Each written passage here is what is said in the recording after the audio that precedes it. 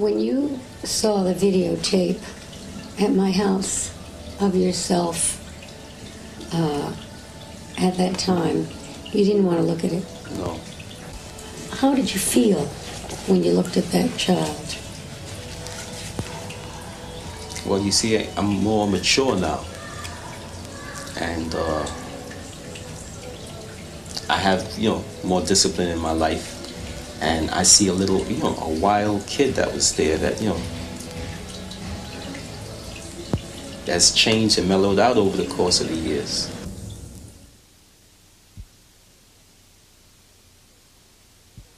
They tried to take over one of my division, but they didn't quite make it, and we killed 2 of their guys. They tried to burn down my clubhouse. We killed 2 of their guys. And 5 of their guys rolled up on one of the savage nomads. You know what they told them? Oh, we're going to give you hell, baby. We're going to give you hell. And they didn't even kill him.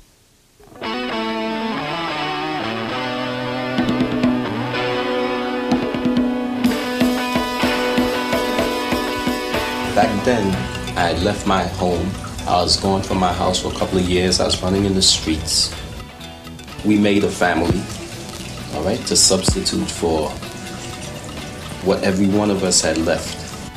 We weren't accepted. We used to blow people's minds, you know what I'm saying, with the stuff we used to do because we knew that we weren't accepted. I'm Benji. They call me Black Benji. Benji, man. Black Benji, Black president Benji. of Savage Nomads. Yeah. Yeah, where do you come from? St. Thomas. All over. How long have you been here? For about 16 years. Are the Savage Nomads a tough gang? Very so. Yeah. Very much so. How about you? What's your name? Blackie. Blackie, and what's the name of your guy? Savage Skulls. Savage Skulls. Any of the guys belong to both groups? Nah, we're just 2 different cliques. It's the same. It's 1 clique, but 2 different names. Do you help each other out? Yeah. Definitely. Like, we went to go down against these bachelors, and they didn't show up, so we had to go down their way. And like, they still didn't show up. They was hiding out, they was scared. It's the regular punk thing, after we came back, the cops tried to bust a couple of the guys, but then we all stuck up, we threw a couple of gas bombs at them just to make it look good, and so they started panicking and whatnot, so they let the guys go. And so then Blackie went up to them he had a gun on him. They didn't want to serve. They knew he was packing the pieces, big old 38 Magnum sticking out. Like, they want to make it a racial problem, So we didn't want that, So I jumped in. I put in for my boy because he's a black brother. So we made an unracial problem. Everything came down, man. In these neighborhoods, in fact, like where we are now, there was always groups that protected their community. It was very territorial. The Savage Skulls lived in this area. The Ghetto Brothers lived in this area. Just it sprouted up as a sort of like a defense for the particular communities.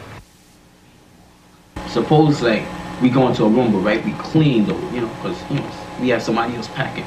But about 5 of us are standing around the corner, right? They arrest us on lawful assembly because they know something's getting ready to jump off. So like, they just arrest us to try to avoid the shit, right? So now suppose you with your family, you got 10 people in your family, right? I got 9 in my family. Suppose we stand on the corner, you should arrest them too. But nah, why should they just picking on us and shit? They must not like us. Why do you think they don't like you? Because we Flyin Cut Sleeves. Is that what you call colors now, cut sleeves?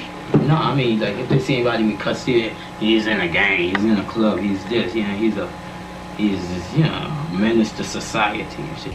So I thought about it. I was talking to my son the other night, and he was saying Ben was always like family. And I said to you the other night, how long was it that we didn't see each other? 1973? February 73. February. Until October? Yeah. 1989. What did we mean to you? 16 years ago, you were a child. How did you perceive us? You accepted us. You gave us a lot of things that we didn't, what I'm saying, what we left the house that, you know what I'm saying, what we didn't have there. You gave... What did we give you? What? Acceptance, love, you know, trust, goals, Manny, you know, as a teacher, yourself as a teacher, you came up to the Bronx, trusted us, you gave us your hope.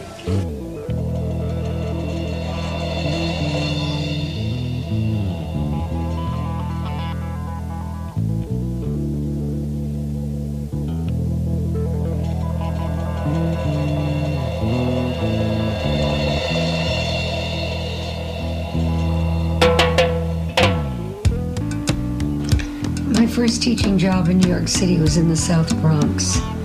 I took the subway and later the L to the Bronx, and I walked down the deep stairs into the most devastated community I'd ever seen in my life. I got a note from a parent asking me to excuse an absence because the child had no shoes. There were constant fires in the community. Whenever I asked children to paint pictures of their block, there was always a fire engine, a building burning down. There were always garbage cans with people standing around them, warming their hands over the fires. I began to make the tapes in 1969 because I realized nobody knew anything about the home lives of the children they were teaching. So I thought that because I had the ability to get close to people, and because I was close to some of the kids who were out in the streets, that I would be able to explain to teachers why the educational system failed to meet the needs of certain more independent and very bright students. You married? No. You go to school? No. You got a good education? Yes. How? So what grade did you finish? I went up to the 9th grade. Oh, that's not good. That's not good. That's not good. That's not good. But I bet you, my level, my IQ is higher than all three of y'all put together. Okay. Why did I quit school? I got locked up, right? And after I came out, I tried to get back into school, you know? And so they said, all right, I went into Morris. They said, okay, you gotta shut up. It was night school. I was working, excuse me. I was working at the time, so I had to go to night school. See, I made an effort on my part. And so I tried to go back to school and shit, but they said I had to get my old day school record. So when I went back to Clinton, I was lying down on the staircase outside of Clinton on the main entrance because it was real hot on the inside. And so then the school cop came out. He took me inside and tried to arrest me. And so I had to try to explain to him, but he didn't want to listen. So then when I asked the dean knew that I had a purpose of being there, but the cop called him over to the corner and told him they was going to run a little game. You know? He probably needed a bust or something. And so, you know, he busted me. Ever since then, I haven't gone back to school, you know, because I had to use a false name. Because, hey, what was my highest grade? 99s, 98s, 97, and my least was an 85. The same with me. The same. Yeah, I was pretty strong-willed when I was in school. I was, you know, above average. I was in a college-bound program in that school. I was outspoken. I wasn't given to accept everything that, you know, they gave to me. You wouldn't like them if somebody turned around and you had a family and they struck at you or they struck at your family. Well, if I knew I was going to take that chance, I wouldn't have a family. I won't get a family. Right now, you're taking the chance with your own life. Hey, yo, somebody tried to take my life already.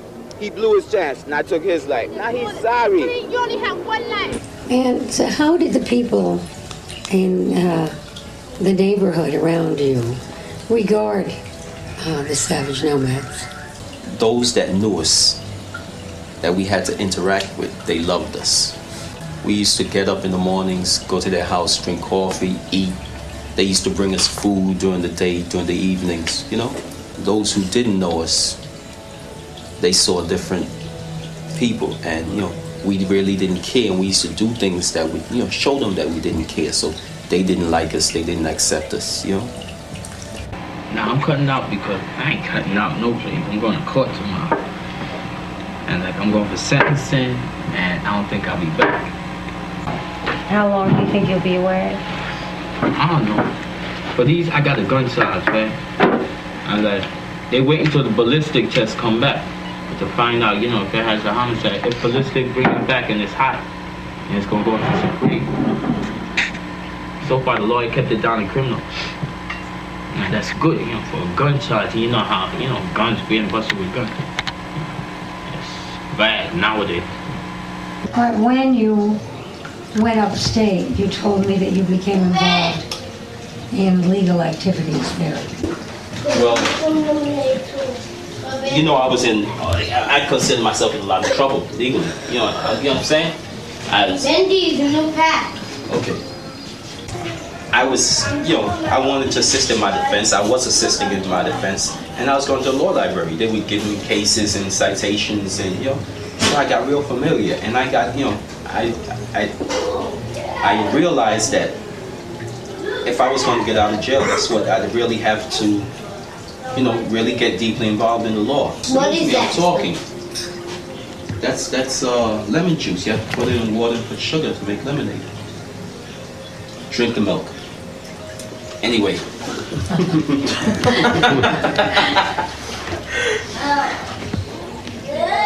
I started giving those courses. You know, I gave the courses in Attica, Comstock, Sing Sing,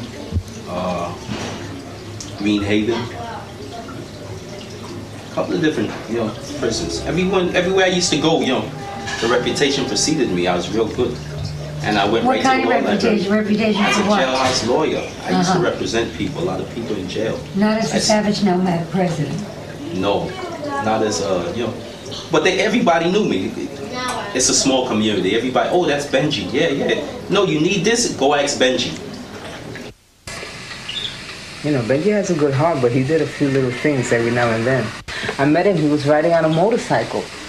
And he started this division called Nomads on Wheels, you know. And I was like, wow, you know, and they had boots and they had the savage nomad colors and they were riding on the motorcycles and all this. And he picked me up in high school and on a motorcycle. So I was like, well, I ride on your motorcycle, but I gotta take off my colors. I'm still a turban. Can't be riding on a motorcycle with these colors. See, when I got into the turbans, that I was in junior high school, we used to, like, they had the clubhouse. It was more of hanging out and going down there, listening to music and things like that. So it was, you know, and all the guys were, like, older. They weren't guys that were 13, 14, 15. They were guys that already came out of Vietnam. They were all, like, ex-soldiers. Chino told me, do you want to start a division for girls? And we had girls already hanging out in the club. So I said, okay, as long as we get a jacket. So he said, sure, you get a jacket. So, you know, I told girls, you want to be turbans? You want to be turbans? It started out like that. Like, we really didn't want to, you know, go into war with anybody because of the colors. But it did at times, it did happen. The Javelins were 2 blocks away from us on Hoe Avenue. And the Javelins, that attitude was, you know, you got a turban, you can't walk down this block. So that's when I took my colors when I went to visit my grandmother. I said, okay, I gave them my jacket, and that was resolved. The presidents went over there and said, give her back her jacket and we're gonna rumble. In a way, it was a political game, but at the same time, if you mess with them, the guns came out. While other gangs at that time still have bats and chains. No, they didn't have no bats and chains. They had 32s, 38s. So we didn't question where they got the guns from, because it was very rare that there was a rumble in the Turbans Club. You know, they weren't into rumbling yet. And they weren't into the jackets. They were into dressing nice and having a lot of buttons and looking more political. You know, than the rest of the guys. I never thought I would be a nomad. I said, oh, these nomads, these savage girls, and the way they look and the way they dress.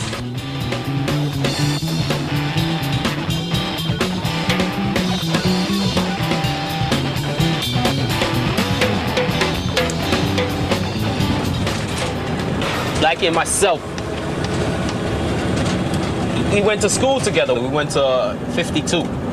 And we had a relationship from then, from school days throughout the gang days and until now. The Savage Skulls, their club, used to be where this lot, where these guys are standing. Their club used to be right there. I got shot right in there. That's where Blackie had his club. You know, that was first division of the Savage Skulls. This is where our old clubhouse used to be at. And now is, as you can see, automotive place. We had close to 25 divisions spread out through all the boroughs. It started out as just personal group hanging, just friends hanging out, and then it got big. And it was just like a family. But then the police started harassing and made it get out of hand. And so then, within the anger, everybody turned to crime. They were always accused of. Well, if we're gonna get accused of this, well, we're gonna do it anyway. So no matter what we do, whether we do it right or we do it wrong, they're gonna blame us, so we did it anyway. The club got messed up when I got locked up. Everybody that tried to take over the club could not handle it. But you see, Blackie, it takes a certain charisma. I mean, this guy had hundreds of people, who respected him, who would listen to what he had to say, who would be, in total chaos, but when he walked into the room, it was quiet, and the press is here, and we gotta listen. And it takes something to be able to have that control. I was never officially a Savage Skull. Never. I never wore colors, and I never wore a jacket that said property of or anything. But just the fact that I was Blackie's girl, I was a Savage Skull. You understand? And if they went out and had a fight and somebody got killed, I was part of that too. I did every gang activity you can think of. If there was weapons to be carried, I did it. I was an alcoholic when I was like 14 years old. I'd get up at 7 o'clock in the morning and I'd go out there and hustle the quarters in the corner so I can, have my bottle of wine. My son is 16 years old now. When I had him, I was still a little bit, out in the street. Blackie was incarcerated, so I was out here by myself. Oh, God. Who's that? That's me. That's you? China was still the China that you see sitting here. I was never into drugs. I was never into going out there and beating up girls just because they're walking down the block and they're walking down my turf and they're wearing colors. But like I said, it was rough because, I did get shot. And that wasn't an easy thing for me to get shot and get a scar on my body, especially from the Dirty Dozen. I went to the Skulls Club and there was a whole thing. They got hit on. They said that they thought I was a guy. They just saw my colors and they thought they saw Savage Nomad, so they shot me. I don't know. I would never wish that now on anybody, to go through things like that. I would never want my son to be in a gang and then, have to get initiated and have to get kicked and punched and beat up just to be in a gang. Or if you did something wrong, they would do it to you too. I went to prison, and I tell you, I had to go through this program, a violence program in there. They claimed that delinquency was caused by people, men or women, boys, girls, young people, old people, whatever the criminal element. They lost their bond with society. You have to look at where these kids come from, why they do the things they do. You just don't, I don't know how I can get my point across, but you just don't get up in the morning and say, this is what I'm going to do with my life. I'm going to land up in jail for the rest of my life. I'm going to shoot up drugs. No, I think I'll join a gang. Or maybe I'll just prostitute. Or better yet, I'll be a pimp, or I'll be a thief. You don't get up and do it. Rita, do you remember Tony? Little Tony, he was one of our Roman kings, and then his brother Big Joe, he took over the Savage Nomads from once Benji got locked up. Joe comes from a family of 4 brothers and 1 sister. So far, out of all those brothers, only 1 is left. So, okay, all of them have been shot. The sister died of a drug overdose. And see, this whole family here of 4 brothers and 1 sister come from a family where their mother, she was a gang member too. So I think that just surviving has to do with your family influence, okay? Because if your mother's in the gang and then you're in the gang and everybody's in the gang and eventually you're out there doing things what you're not supposed to do, they all wind up in jail.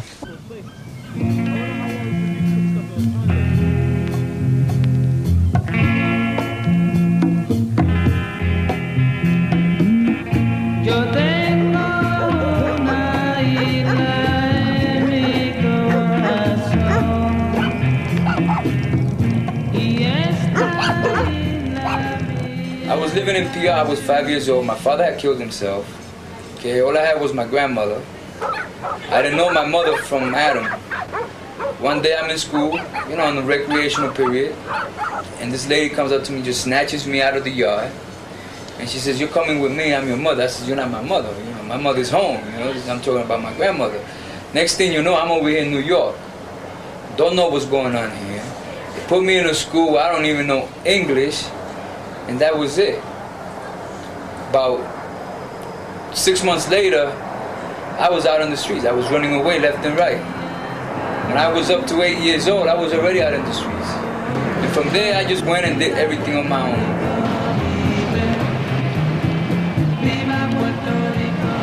Tuvo sus problemitas, pero salió bien. Sí, me daba mucho problema cuando era joven porque se descarrió como las ovejas. Cuando tenía como unos 13 años así, comenzó a irse de la casa, a tener malas compañías. Entonces yo me tiraba detrás de él a buscarlo. Cuando yo me cogía coraje le daba duro. Sí, le daba duro, ¿verdad? Yeah, with a black bat. Sí, yeah, I had a black bat right there at the door. Dios mío, me ponía frenética. A él le pegaron 2 tiros. Sí, a él le dieron 2 tiros, otra ganga. Sí. Él precisamente ese día estaba en casa él. Y entonces yo le aconsejé que no se fuera, pero él se tiró y se fue. Y cuando yo vine a saber, él estaba en el hospital. Yo vine a ver qué pasaba, le habían dado 2 tiros. Y mataron dos. Sí. Hirieron una señora que ella murió.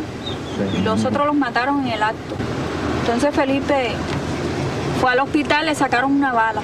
Se le quedó una adentro, pero después la devolvió. Las esperanzas que yo tenía era que él estudiara y que pudiera llegar a ser alguien en el mundo, ¿ves?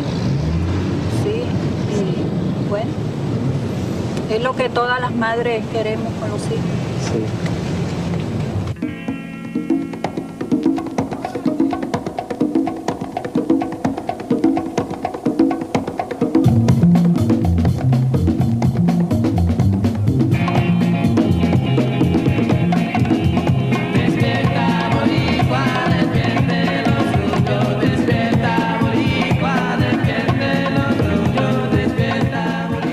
Because you have to know when to get out of it. You have to know how to also grow.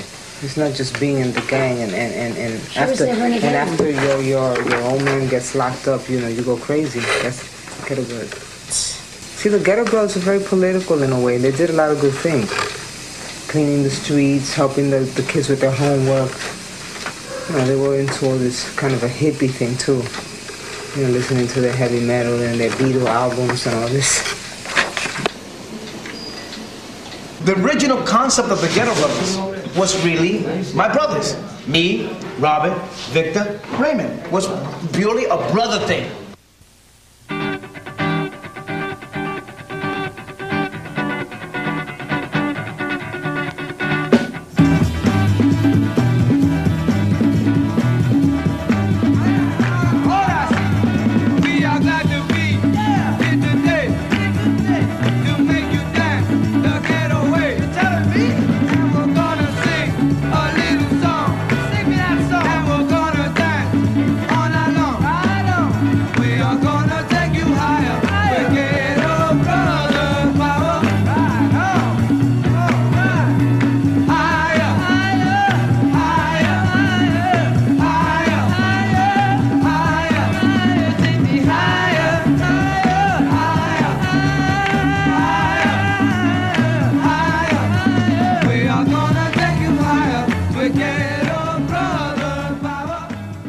When I walked with colors, I felt tense. There was fear. There was a lot of frustration. You always have to be watching your back. The yarmulke represents to me peace, no frustration, no anger. I was born in Puerto Rico. My great-grandparents came from Asturias, northern Spain. From my mother's side, they came from Old Castillo.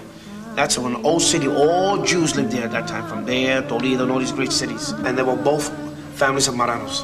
The word Marano in Spanish is a derogatory word. It means pig. These were Jews who were converted to Catholicism because a lot of them didn't want to leave Spain. They became Catholics in the outside, but in their hearts they remained Jews. In the 16th century, many Marano Jews went into Puerto Rico. Benji, we met him here in a synagogue in about, I would say in the 1970s. I remember that he just came into the synagogue and he presented himself as a Spanish Jew from Barcelona, and he started to daven, and he came in, and the first thing we know, he came with his tallis over his head, and we called him after the Torah. Every Shabbat evening, Friday nights, my father would gather all the brothers and sisters together in the living room, and then we would talk about the Bible. Later on, we got to be aware that he was teaching us Torah. And I said, Pa, it's interesting that we go to church on Sunday, and yet, isn't God's holy day on the Sabbath? He said, shh, don't talk about it. Found out, as I was getting older, that a lot of this fear was passed down because of the Inquisition, was passed down from family to family. But a lot of them remain with their customs about wearing prayer shawls. My father never had a prayer shawl. He had a blanket, a white blanket, and he wrapped it all around him.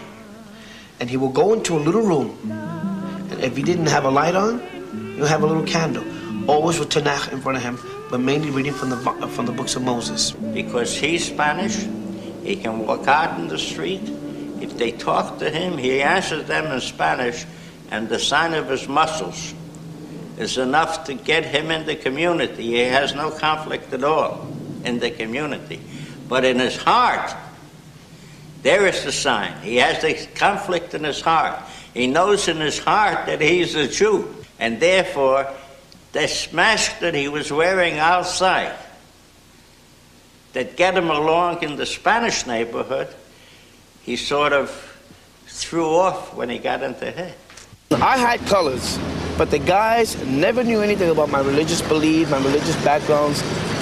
Benji, even the guys found it peculiar that I've never allowed no members of the gang to wear German swastikas on their uniforms. Why? We're supposed to be an outlaw gang. All of us, we gotta look mean. You have the skulls with the swastikas. We never believed that. They never asked why. Some members were suspicious. Benji's too religious. They used to call me the preacher.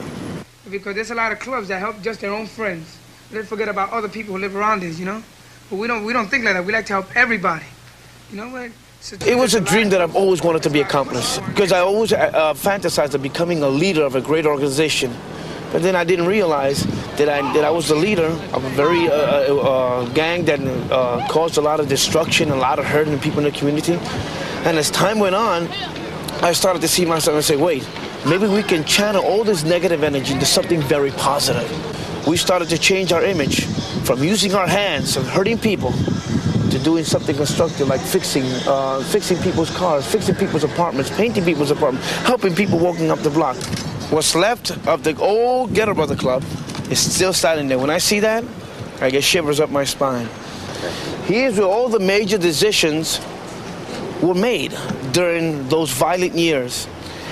We were the type of group that we were internationalized, okay? We believed that there was no boundary.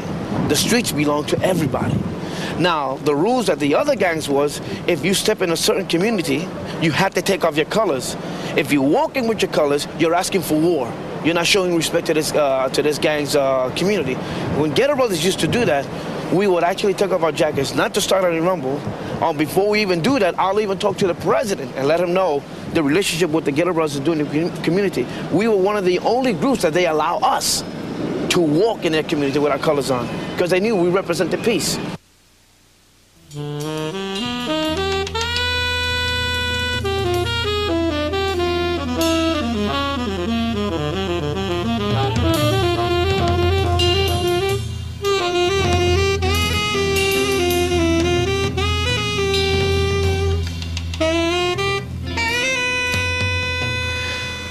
Benjamin, also known in the streets as Black Benji, was ambassador for the Ghetto Brothers. He was beaten to death when he tried to intervene between two other gangs.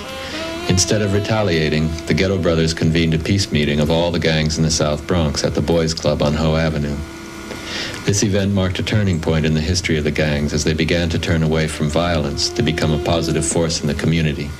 Black Benji was the third staff leader in the Ghetto Brothers. His job was to make peace with other clubs, bring in the presidents, the vice presidents, and the warlords to our division, let them know what the platform of the Ghetto Brothers is, what do we stand for, and what is our objectives. We came down the stairs, right?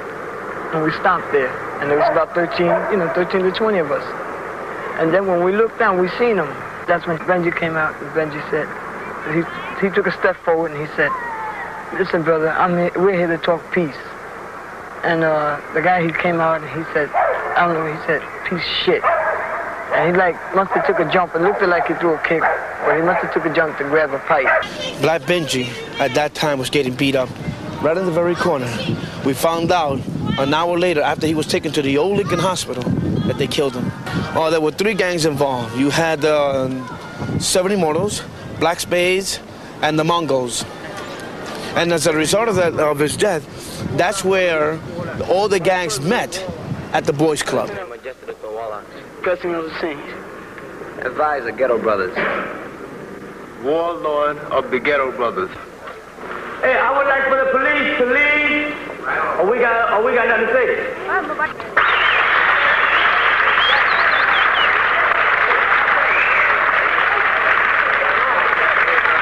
Know when we came to your turf, man, when Black Benji died, man, that's when we came to your turf for Static, man. I'm gonna tell you what's happening now, because all this shit is bullshit, man. You see, because wow, man, we didn't have no Static with you people, man. All we did is ask you people for the colors, man, and you people didn't give us our colors back. When we have Static, man, we settle out among ourselves, man, because wow, we got to live in this district. The whitey don't come down here, man, and live in the fucked up houses, man. The whitey don't come down here, man, and have all the fucked up fucking no heat in the fucking winter time, you understand? We do, Jack. So therefore, wow, we got to make it a better place to live, you understand? Newspaper people will walk up to, what are you guys gonna do? And here's how the media works, you know? And then he got members of my club and members of other gangs. Benji, what are you gonna do? Are we gonna take revenge of the death of Black Benji? I said, no, we're not. Would you believe that members got angry at me and some even threatened me? I said, to take revenge will make Benji's peace annul. It will mean nothing. We'll make it void. Even though we had colors, we were a gang, we'd never look for trouble, man. I could understand if they beat up Benji, but killing him is another thing. You took away one of our brother's lives, man. And we were right down at the funeral looking at him, saying, I wish the Immortals, if they were them, to see what it is to take away one of our brother's lives. You don't want us to become a gang again, right? Because I know you, right? Don't I know you? You was up in the meeting and you told me, Benji, I want to get out alive. Didn't you tell me that? Benji didn't get out alive. Benji died. They took away my brother's life, man. The thing is, we're not a gang anymore. We're an organization. We want to help Black and Puerto Ricans to live in a better environment. That's how a lot of gangs got together as a result of the death of a brother who went out to make peace and not war.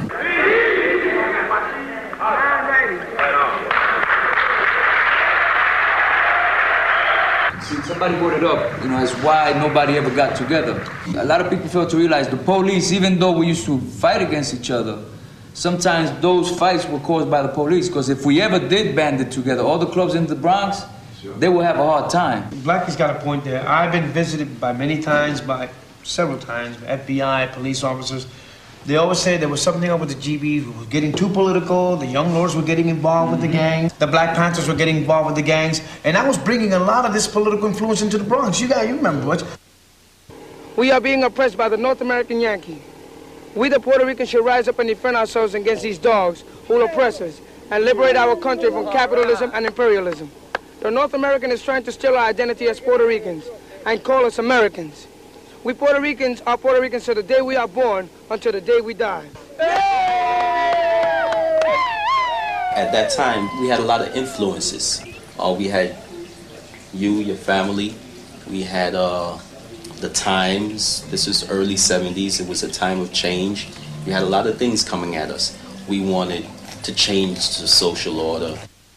I remember when we first met, Jose Torres and I, the first thing he asked us, he says, so Benji, what do you represent? I said, well, we're the Ghetto Brothers. that a gang? I said, well, it was a gang, and we're changing ourselves in a political organization. He said, what do you guys believe in? Complete independence from Puerto Rico. He said, what affiliation are you with? I said, well, at that time it was called Movimiento por Independencia. That's correct. Juan Maribras. I said, we're connected with Juan Maribras. We like this platform, and I feel that the Ghetto Brothers are going to fashion themselves after them. I met Oscar Colazo. I met Lolita Lebron. By the way, those are the two of the persons who attacked the Blair House. In the House of Representatives. That's right. In 51, that's right. 1951. They shackled themselves into the baluster and they just started shooting. Viva Puerto Rico Libre, and all hell broke loose. A strong woman to me was somebody like Lolita Lebron. Okay, because Lolita Lebron was from the Seven Nationalists, which was a political group that woke up in Puerto Rico, and I found her to be a good role model because here she was a mother, she was struggling, and she wanted her island to become something better. Okay, the children in the island, more education, more centers, more places for the kids. I used to go to Puerto Rico every summer. I stayed with my father, my grandmother, my sister. My sister graduated first from law school. I learned a lot from her and her crew from the college because she went to the University of Law and everybody there was like a nationalist. She was always for the freedom of Puerto Rico. So her thing was that Puerto Rico is an oppressed country because of the white man. Okay, because when they went over there, they bought a lot of farms off and they bought a lot of territory that belonged to the Puerto Ricans. Like we had sugar fields, we don't have them anymore because a lot of the people sold their land to the Americans, which built hotels and condominiums, and then these people came to the United States thinking that they were very, very rich, which turned out to be the opposite. Once they got here, they found out the money didn't last long. They winded up in the ghettos, which we call barrio. And then finally at the end, they had to go to public assistance. And my sister got to go to Cuba, and she met Castro. My father was against that. Over there, that's like being a rebel. My father is very Republican. And my sister, she was a nationalist, so he had a fit. In her room, she had a picture of a Che Guevara, and she had another one, Aviso Campo, and you know, all these things.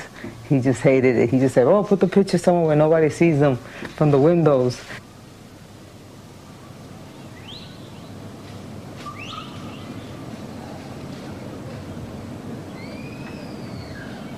There was no gang in this country that did more for us as Puerto Ricans and Hispanics than the Young Lords. My brother and I were thinking about who to become involved with. We decided the Black Panther Party was more for us because of the way they were confronting the issues. But then the Young Lords had a confrontation in the church on 111th Street, and that's when I really became more aware of the Young Lords. I liked a lot of the things that they were about. We were talking about Puerto Rican independence. They were talking about organizing Puerto Ricans here in this country. You know, and a lot of the people that I spoke with, our experiences were similar in terms of racism, in terms of family upbringing, in terms of being in tune with Puerto Rican culture.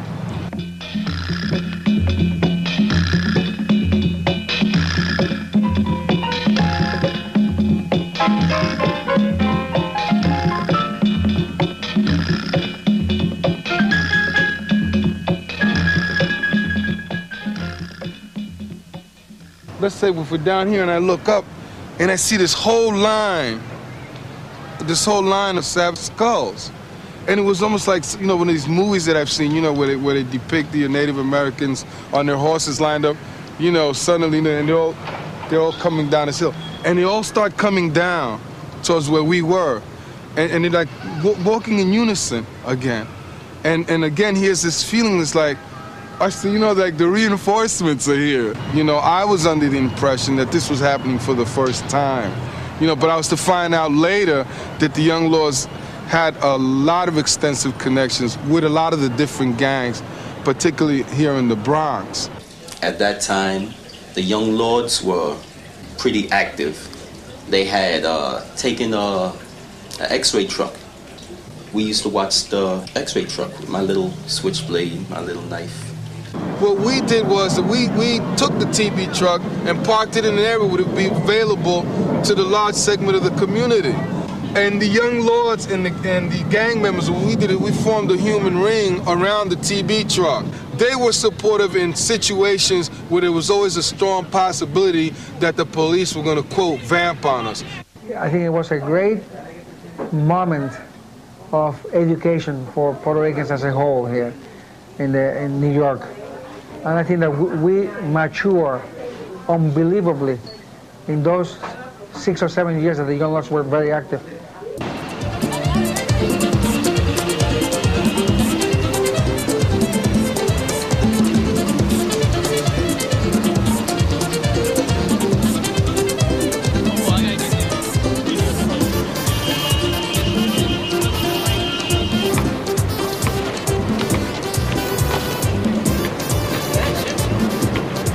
A lot of the leadership of these gangs, which were always the ones who were targeted, the leadership, because the feeling was if the leadership was taken out, that the rest of the gang would fall apart.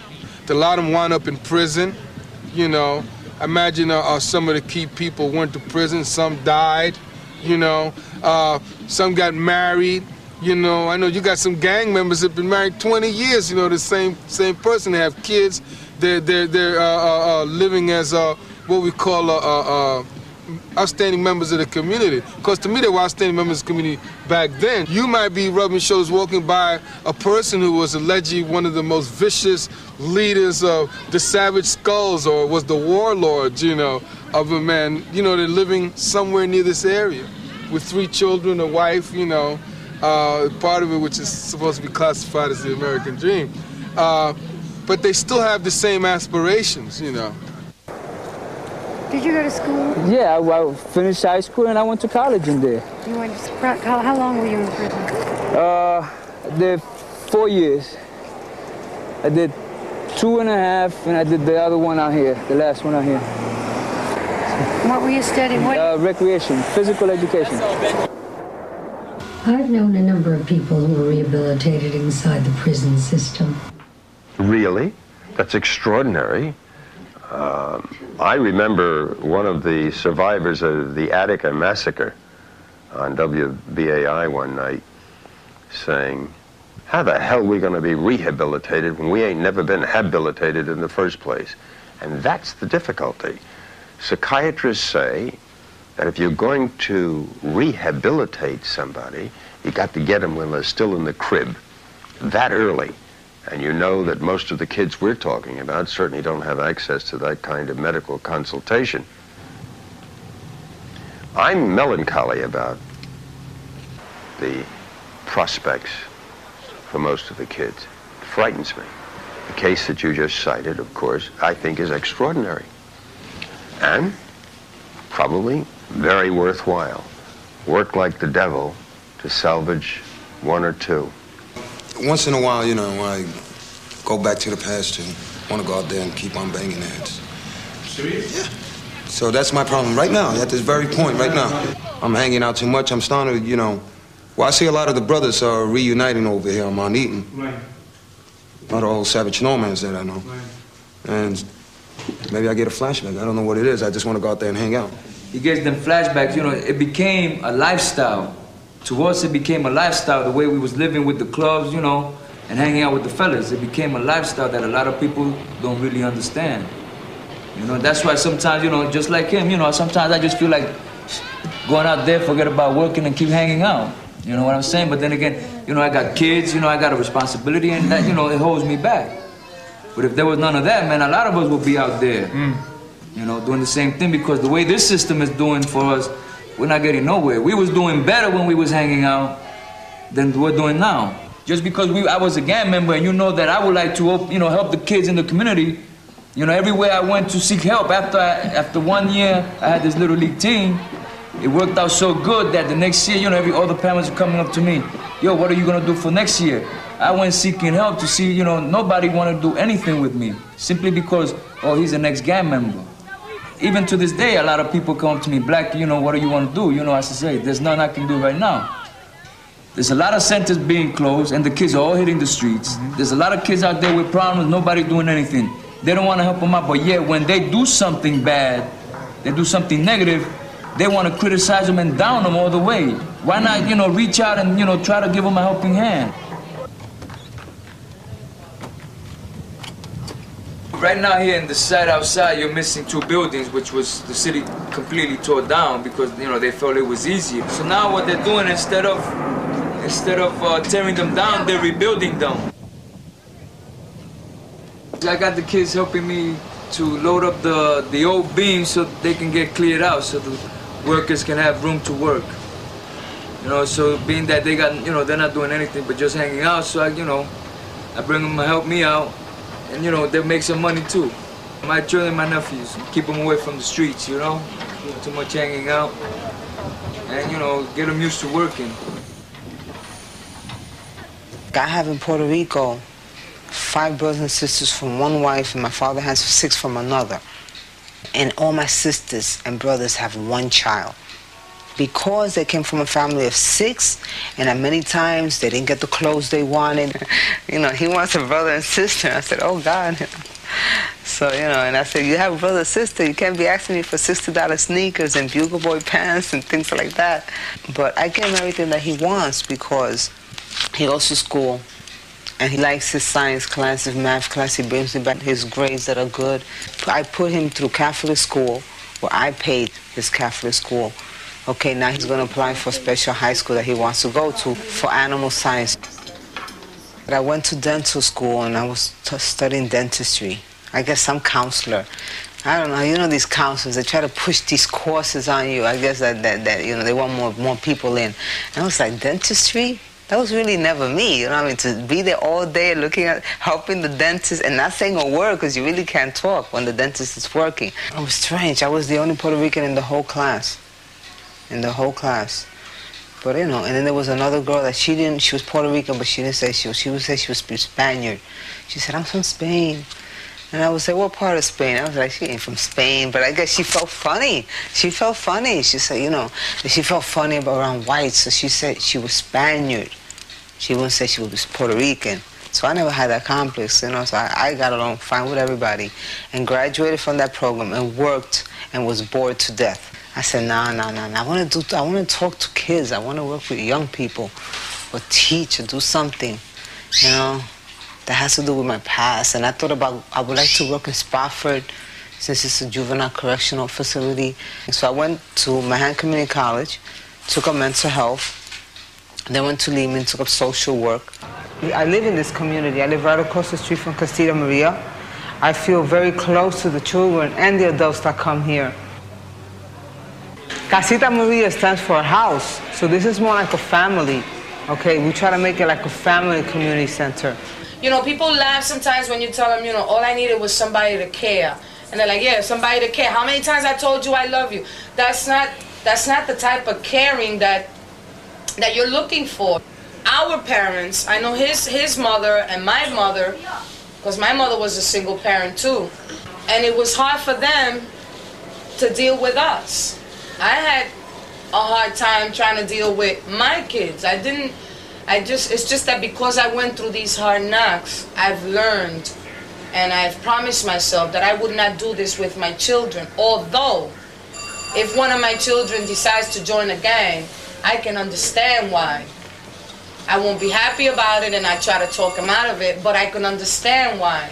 Everybody believes that the gangs are all gone. They're not all gone. It's just before it was gangs, cliques, whatever you want to consider us at that time. Now they're posses. Before we used to have our own lifestyle, our own dress style, and our own code. Now they go out there and they dress real nice. You know, they get these expensive coats. You know, if they can't get it, they'll go take it off somebody else. What they do now is that they rip you off for your goose. That's it, you just took the jacket. Yeah, if you got like a nice trench or something, if it's brand new, they'll just take it. You just take your trench. One time they were going to try to take $1 or some money off of him, and he told me, I had a bat. I go down with a bat. What you asking my son for $1? What, you going to hit my son? You're Simpson, he's from here too, and he's been here too, and I've been here. And so, you know, you can't be nice with them. Why they didn't do nothing? Because Nelly China went down with a bat, and I said, let me tell you something, I've been in jail before, so if you fuck with my son, I'm going to break your face with this bat. Your mother, your grandmother, the whole family. And I got nasty with them, and they were like, oh my God. If they have problems with another posse, they could go over there, they could take TOD over there and then fight them. When you're done with TOD, you get a spray can, and you know, you tag up and all that, and you know, you get fame.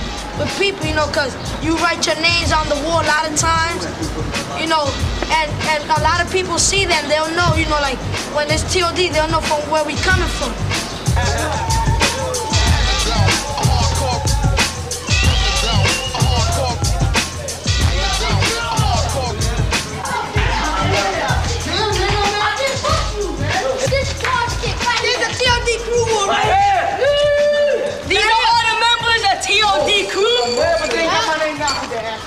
Right here, this is the list here, the crew going down, it's on the sides, everywhere. The mighty Bronx. This is a hangout. This is a place where all the drugs. Why did you form a posse to begin with? Yeah, we got tired of all this stuff, you know, pushing us around, so we just said... So we just made a posse, you know, we just gathered around. Well, in order to get in it, you gotta get beat up. And then, after that, then you be down. You know, instead of taking it out and fighting, you do it by games, you know, by having, you know, well, yo, man, we meet you in the handball court or in the basketball court or we'll do this. You know, that's how you do it, man. Because you don't know what's out there. They might come over here, you might end up in the hospital. Or you might do something to one of them and then what? You're gonna end up in jail doing what? Time. Well, I think now it's worse because they'll go upstairs and get their guns. And you could even end up, you know, in a funeral home. What kind of guns you talking about? Like automatic, 35, shotguns, 25, barrels, double barrels. If a guy, he got new sneakers, and you step on him right away, he want to kill you. Yep. See, what you got here is two different posses, just, you know, 2 blocks away. Now, if we can get these 2 groups together, then what's to say that we can get the other groups together? Maybe, you know, if we show the other blocks and everybody else that we're doing something about it, and if you want to participate, you got to bury the hatchet. We got to show them that we're here to do something for ourselves, not kill each other off. These were very bright young people who, if born into other families, could have been senators, congressmen, and community leaders. Instead, that energy was taken into the streets. When I went back to the Bronx, it was so wonderful to see my old friends and to see their personal achievements, despite the difficulties of youthful lives within poverty and violence and limited opportunities to achieve educational potential and work that is satisfying. It doesn't feel like the end of life as long as people have begun to empower themselves. I see attitudes of empowerment, and I know things have changed. Ex-gang members that I have run into. It's very interesting, but most of them when I talk to them, they either social workers, they either work in a drug rehabilitation program, they either work in a school, or they either work in counseling. I think about basically they're still within the community as social workers.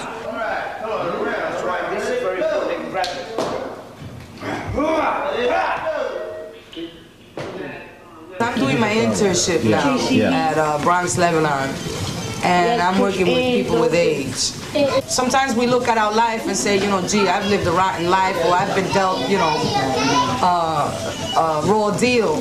But maybe it was given to me so that I can give something back, so that I can be somebody in this world that will be able to deal with those, you know, who are either going through or have been through what I've been through.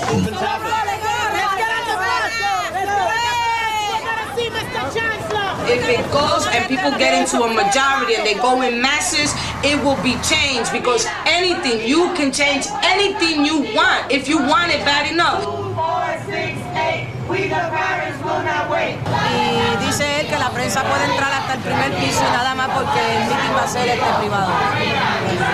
We came here to see the Chancellor, who did not see us. He in turn sent us a representative from his office. Okay. Hernandez, as I heard, while we were upstairs, it was a group of 6. While we were upstairs talking to the representative, he sneaked out the side door. So that goes to show you how our Latin representatives deal with their Latin constituents.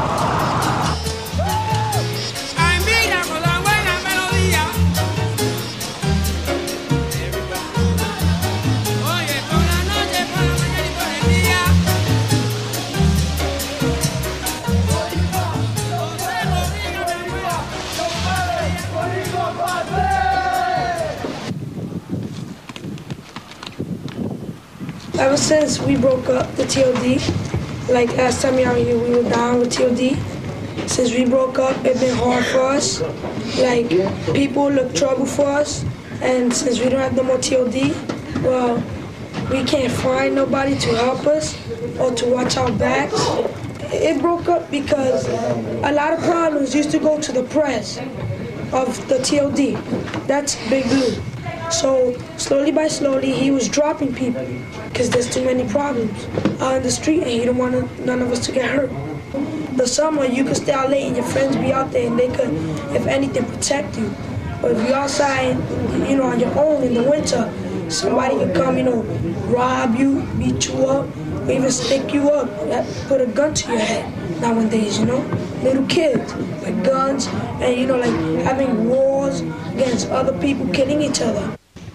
In memory of Black Benji, for the things that the young brother did, it would be nice, man, if somebody out there, if we can just get together and get a building, put all the energies of guys like... Put all ex-gang members. Right. And we can have those kids out in the community. Maybe we can get them back into school, get the education that we didn't get, and have them, man, do better than what we're doing. We can show the kids, we are like flashlights. We show you the way. Don't go to that side, brother. This is the way. We've been there before. We're preparing you for a better future. You don't need to go back there. You don't need to hire teachers from California. You don't need to hire teachers from way out yonder. You got them right here. I want people to say the Ghetto Bros has done something. I want my child to say when he grows up, well, my father's done something for society. See? And I want things to change, man, because I don't want to be living in the South Bronx where everything is messed up. I don't want my son to be walking in glass streets. I don't want him to live in a building that's all messed up in the ghettos. I want him to live in a good environment.